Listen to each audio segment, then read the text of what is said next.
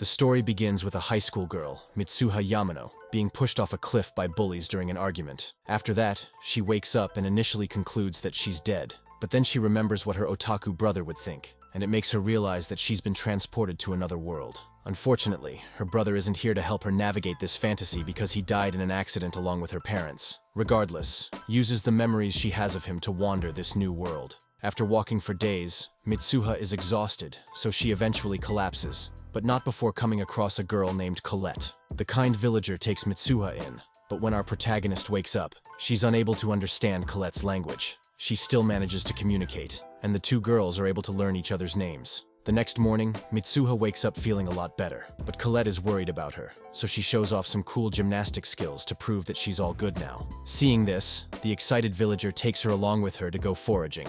But while they're at it, they're suddenly attacked by a pack of wolves. Mitsuha finds herself back in Japan all of a sudden, and she's like, hold up, what just happened? That's when she realizes that she can travel between her world and the fantasy world at will. She uses her new superpower to travel back and kill all the wolves before suddenly falling unconscious and waving up in an astral realm where she's greeted by an interdimensional being in the form of a lucky cat her brother gave her.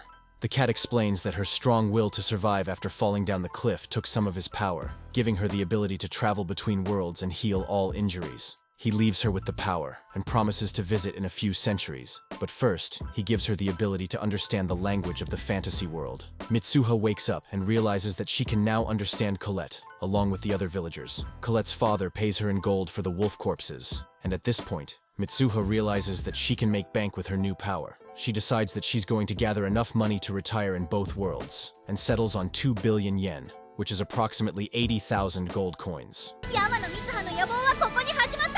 Seeing how underdeveloped the fantasy world is, Mitsuha starts thinking of things she can bring from the real world to sell there, so she can amass her fortune. She starts off with things like lighters and air fresheners for the toilets, and it's safe to say, things don't go too well at first. While trying to pitch her business plan to some of the villagers, she learns about the feudal lord, and after realizing that he's a good man, she decides to go to the royal capital to enlarge her business by gaining his support. As you'd expect, Colette is upset when she learns that her new best friend wants to leave her to chase the bag instead. I'd be pissed too. Mitsuha just sweet-talks her, and assures her that she'll return.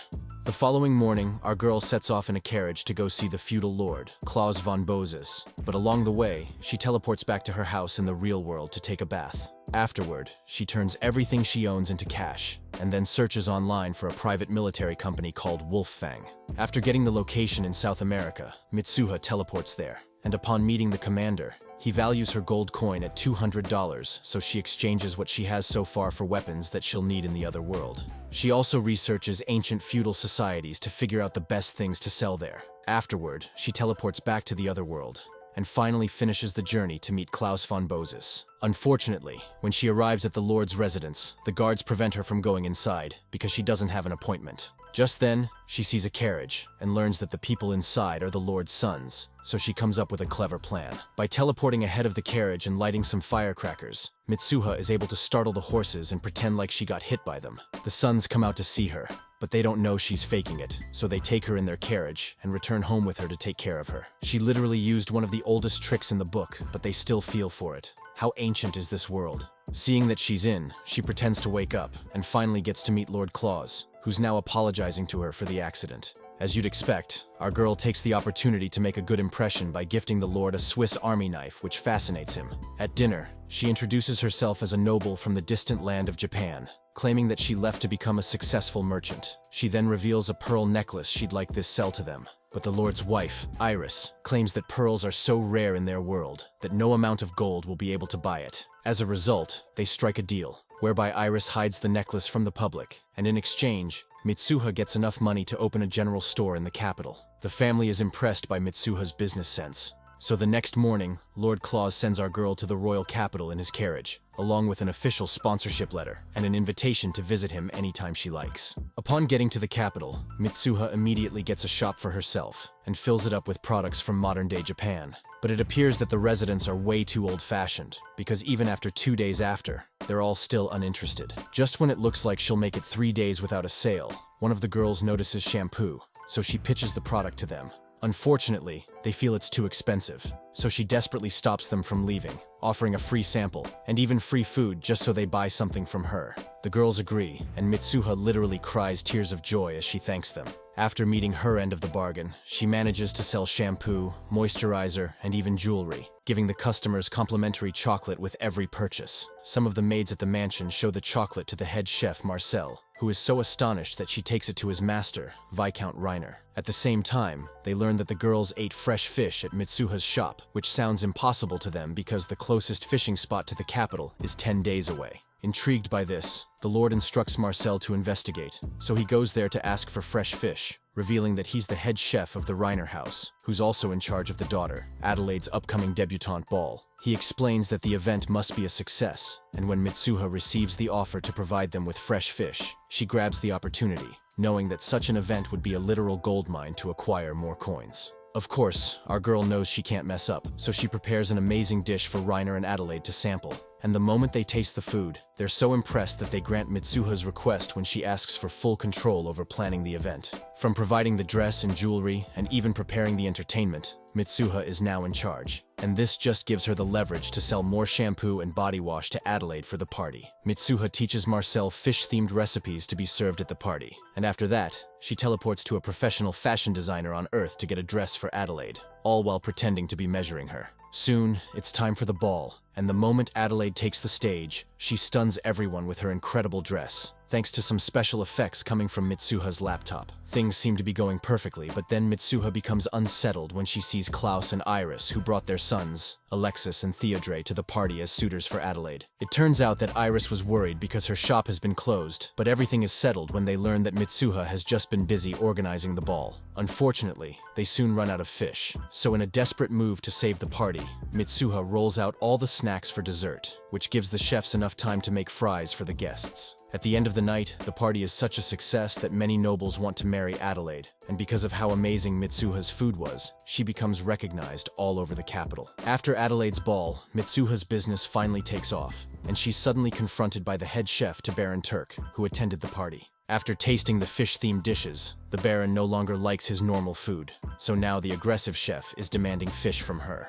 Mitsuha explains that she doesn't sell fish to customers, but the guy is not having any of that, so he attempts to attack her. Thankfully, Iris and Claus arrive just in time to stop this, vowing to report the chef for his actions. The couple is upset that Mitsuha hasn't come to visit them since, so they guilt-trip her into following them home for dinner. Back there, their daughter, Beatrice, asks Mitsuha to organize her own debutante ball in 2 years, and Klaus is so fascinated by the success of Adelaide's party that he wants to know how she pulled it off. Mitsuha lies that she has a friend back home who helped her transport the goods into the city with high-speed boats. Later, the girls chat, and Mitsuha discovers that girls get married at 15 in this world. It's crazy because she's still in high school and is already older than that. Beatrice asks her what kind of man she'd like to marry, and that's when she figures out that it's a scheme plotted by the family who are trying to arrange a marriage for her. So she cleverly offers Beatrice gold to mislead the family. Back in her shop, a wanted man storms into the place to hide, and a bounty hunter enters the place as well. The man tries to take her hostage, but she blinds him with pepper spray,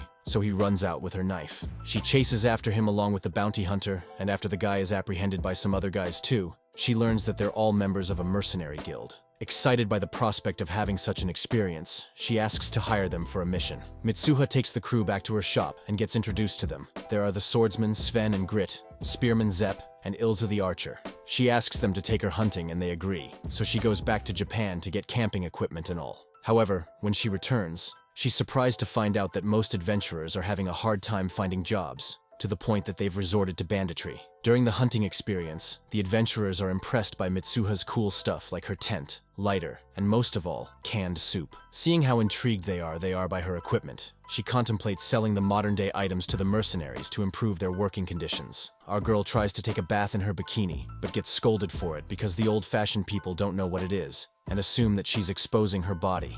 During the camping experience, she's attacked by a wild boar, and kills it with a gun, but makes it look like she used a crossbow, not wanting them to learn about guns. After that, she gets a bikini magazine from Japan to show the others that it's acceptable, but they just advise her not to dress like that in their world. Back in her shop, she contemplates selling art to speed up sales, but after trying several times she ends up with hideous statues. Despite how ugly they are, it appears that they can still be sold because some of the customers believe the statues are so terrifying that they'll scare demons away. A while later, a girl named Sabine enters the shop and Mitsuha suspects that she's a noble. Sabine buys shampoo and some other stuff, paying with gold as she leaves. On her way out, she's kidnapped by some thugs, but Mitsuha manages to hold them off long enough for the guards to arrive, confirming that Sabine is indeed the princess. The guards invite her to the royal palace where the king expresses his gratitude. He's a bit upset that his daughter, and plans to lecture her for wandering out of the castle, so she reminds him that she just helped in apprehending some human traffickers. Mitsuha notices that the king and his chancellor have bad vision, so she pitches them reading glasses and manages to sell the product to them,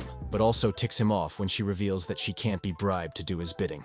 The next day, a man named Nelson arrives at her shop, demanding that she hand over the store to him. He's the owner of the Adler Trading Company, and because of his relationship with the crown, he wants to take possession of Mitsuha and her shop. Our girl comes up with a plan to ruin the rude man, so she agrees to sign the documents, but makes sure that Sabine is present. Nelson doesn't recognize Sabine as the princess, so he tries to take possession of her, and this lands him in hot water. The furious king cuts ties with him, which forces him to retire in disgrace. As such, the Adler Trading Company, which has been related to rumors of human trafficking, is finally closed down, and Mitsuha continues to sell glasses to elderly people, making more money each time. One day, a young lady named Alina visits Mitsuha, desperate for help. The poor girl works at a diner owned by her parents, but ever since she refused the son of a rich man who tried to seduce her, their restaurant has been closed down. You can't blame her though. She's in love with her father's apprentice, Anal. The rich man wanted to get back, so he paid their senior chef to quit and sent thugs to beat up her father. Mitsuha agrees to help and teaches Alina and Anel how to prepare her rare dish, Yamano cuisine. The nobles love so much that they're willing to pay $2 for it. With Yamano cuisine now available at Alina's restaurant, people come trooping in there, but the spite rich man and his son try to ruin things by claiming that they're selling fake Yamano cuisine. He even calls Marcel to inspect the food, but the chef confirms it is genuine when he sees Mitsuha is even at the restaurant. Iris and Klaus also happen to visit the restaurant to see Mitsuha, as well as the Who comes looking for Sabine. As you can imagine, this is bad for the rich man and his son, because with the most powerful people in the kingdom now on Alina's side, it doesn't take long before they are exposed. The thugs who attacked burned and are arrested, and after that, Mitsuha helps Alina and Anel get even closer to each other. Mitsuha's profit is only 1 gold coin because of how much she spent to help Alina. But honestly, she doesn't mind, because she's satisfied that she was able to help and also made new friends. She thinks about how Colette is doing, so she sends her a letter. And as it arrives, we see that monsters are marching on the capital. Sometime after that, Mitsuha returns to Earth, where she attends a party at Wolf-Fang headquarters. After that, she gets invited to hunt with the adventurers again, but this time, they're just relaxing because they haven't had any big jobs in a while. Back at her shop, Sven and Zepp come to buy her instant tent, but they don't have enough money, so she offers them a discount, only if they bring more adventurers to buy something from her next time. The Chancellor, Sar, reports back to the king with no information about Mitsuha's past. The king is disappointed that the secret investigation yielded nothing, but he's relieved that she's not a threat. He learns that the neighboring Alder Kingdom is preparing to invade because they want to take their fertile lands. The enemies have monsters and soldiers, so the king summons Mitsuha and asks her to flee with the princess. However, our girl offers to stay and fight, and seeing that she won't change her mind, they have no choice but to involve her in the war council. During a meeting, an assassin disguised as a knight tries to kill the commander, but Mitsuha and Alexis manage to kill the assassin with her gun, even though she gets shot. Alexis is gravely injured, as he was shot with several arrows, so she takes him back to Wolfgang headquarters for surgery, where she's forced to reveal her secret. Mitsuha tried to be careful, not wanting the people to learn of advanced technology, but seeing that she almost got killed for it, she's done playing Mr. Nice Guy. She wants to teach the Alder Empire a lesson, so she asks the Wolf-Fang commander to join in her fight. At first, he's skeptical, but then she transports him there to prove it. That's where they find some people running away from goblins. Hoping to help the people escape from the monsters, she hires the commander, but as they shoot at the goblins, it looks like the gunshots don't do any damage. The captain decides to give the monsters headshots like I always do in Call of Duty, and that seems to do the trick. Unfortunately, he has limited ammunition, so Mitsuha quickly comes up with a plan. She leaves him to hold the line and teleports back to Earth where she grabs more weapons. When she gets back, she starts a fire that scares the goblins. And at this point, the guy controlling the monsters is exposed, so he gets hit by a firecracker and passes out. After the thrill of battle, the Wolf-Fang commander agrees to fight with his men as mercenaries for Mitsuha. They're able to intercept the soldiers from the Alder Empire, killing monsters and their tamers. This leads to most of the monsters getting free, so they wreak havoc during the retreat. The Wolf Fang Company proves to be a formidable force when they even take down the Empire's Wyvern forces with their armored tanks. At this point, it looks like Mitsuha and the mercenaries have secured the victory, so the people cheer her on, chanting her embarrassing nickname, the Messenger of Lighting. The general of the Empire's army literally collapses in disbelief. We quickly realize that it's not over when the Empire reveals the last ace up its sleeve, which happens to be a huge dragon. That's right, guys. Everyone is shocked to see a dragon, but they finally realize why the Empire has the balls to attack them. The massive beast swoops in to attack, but Mitsuha blocks it with a smokescreen, and then uses several drones with holographic projecting equipment and her world-shifting ability to confuse the dragon. Seeing an opportunity, Mitsuha directs the Wolf Fang to attack the huge beast, but the it gets irritated and attempts to blast them with fire. Mitsuha shoots an RPG into its open mouth, and this leaves it badly injured, so it tries to retreat before falling to the ground, appearing to have died. It's really game over for the Empire's forces, so they also retreat. And while they're pursued by the kingdom's remaining forces, Mitsuha allows the Wolf Fang commander to keep one of the dragon's fangs before sending them back to Earth. Mitsuha is invited into the castle to be rewarded, where the nobles give her a huge payment for the mercenaries. As a show of gratitude for her immense help in the victory, Mitsuha is also made a citizen and a viscountess. When she goes back to Earth, she discovers that Wolf Fang Company made a fortune after selling the dragon fang to a researcher. At this time, Alexis has recovered, so she takes him back to the kingdom. During the war, her business had to be on hold, and now that she's made so much money, she finally visits Colette and tells her all about her adventures. Mitsuha closes her shop and moves to her new location to resume her retirement plans from there.